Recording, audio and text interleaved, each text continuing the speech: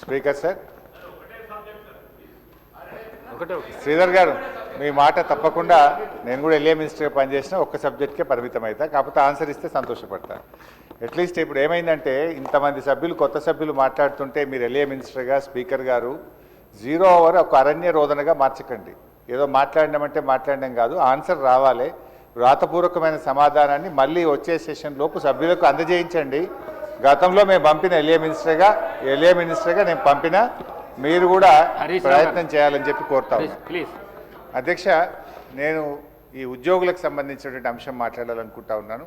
ఎందుకంటే ప్రభుత్వ ఉద్యోగులు అనేవాళ్ళు ప్రభుత్వానికి రథచక్రాలు లాంటి వాళ్ళు సంతోషంగా ఉంటేనే అభివృద్ధి కార్యక్రమాలు, సంక్షేమ కార్యక్రమాలన్నీ కూడా ప్రజలకు సజావుగా చేరేటువంటి అవకాశం ఉంటుంది. ఈరోజు వాళ్ళందరూ కూడా తీవ్రమైనటువంటి మనోవేదనతో, ఆవేదనలో ఉన్నటువంటి పరిస్థితి ఉంది.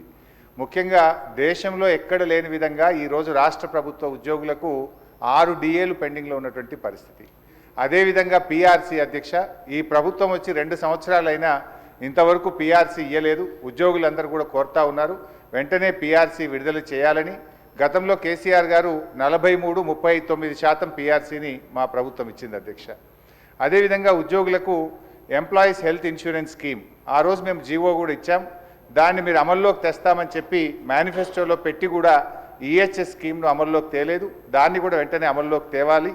ఉద్యోగుల జీపీఎఫ్ తదితర బకాయిలన్నీ కూడా విడుదల చేయాలని మీ ద్వారా ప్రభుత్వాన్ని కోరుతున్నాం అధ్యక్ష. ముఖ్యంగా రిటైర్డ్ ఉద్యోగులైతే ఈ మధ్య మనం చూస్తూ ఉన్నాం, 39 మంది రిటైర్డ్ ఉద్యోగులు బెనిఫిట్స్ ప్రభుత్వం నుంచి వాళ్ళ సేవింగ్స్ వాళ్ళకి ఇవ్వకపోవడం వల్ల వైద్యం కూడా చేయించుకోలేక ఈరోజు 39 మంది రిటైర్డ్ ఉద్యోగులు మరణించారు. బీఆర్ఎస్ హయాంలో కూడా దాదాపు 15,000 మంది రిటైర్డ్ ఉద్యోగులు రిటైర్ అయితే వాళ్ళందరికీ మేము టైం మీద డబ్బులు ఇచ్చాం. కానీ కాంగ్రెస్ హయాంలో, ఎందుకంటే ఈరోజు నేను అసెంబ్లీకి వస్తూ ఉంటే పొద్దున్నే నా సిద్దిపేటలో ఒక డాక్టర్ జగత్ Kumar Reddy retired JD veterinary పొద్దున్నే నా దగ్గరికి వచ్చి, అన్నా కొద్దిగా అసెంబ్లీలో మాట్లాడు, నేను అక్టోబర్ 2024లో రిటైర్ అయినా, ఇంతవరకు ₹1 రాలేదు. హైకోర్టుకు పోయి ఆర్డర్ తెచ్చుకున్నా, అయినా రాలేదు. హైకోర్టులో కంటెంప్ట్ వేస్తే కూడా వాయిదాలు అడుగుతూ ప్రభుత్వం మమ్మల్ని ఇబ్బందులు పెడతా ఉంది. మా రిటైర్డ్ ఉద్యోగుల పెన్షన్ బెనిఫిట్లు ఇప్పించండి, చావు బతుకుల్లో ఉన్నటువంటి మమ్మల్ని కాపాడండి. 30-35 ఏళ్ళు ప్రభుత్వానికి సేవ చేసినటువంటి రిటైర్డ్ ఉద్యోగులను ఈ రకంగా వేధించడం ప్రభుత్వానికి తగదు, దయచేసి ప్రభుత్వం దృష్టికి తీసుకుపోండి అని చెప్పి పొద్దున్నే నా ఇంటికి 7 గంటలకే వచ్చి కూర్చున్నాడు సార్. నేను బయటకు వచ్చేసరికి ఏంది ఇంత పొద్దున్న వచ్చినామంటే, ఇట్లా ఉందన్న, ఆరోగ్యం బాగాలేదని చెప్పమంటే బట్టి గారికి చెప్తా తప్పకుండా ఈరోజు నేను మాటించి వచ్చి ఈరోజు చెప్తా ఉన్నాను అధ్యక్ష. అదేవిధంగా అధ్యక్ష, సిపిఎస్ ఉద్యోగులను ఓపీఎస్గా మారుస్తామని ఆ రోజు కాంగ్రెస్ పార్టీ ఎన్నికల్లో హామీ ఇచ్చింది. మరి ఎప్పటిలోగా ఓల్డ్ పెన్షన్ స్కీమ్ అమలు చేస్తారు?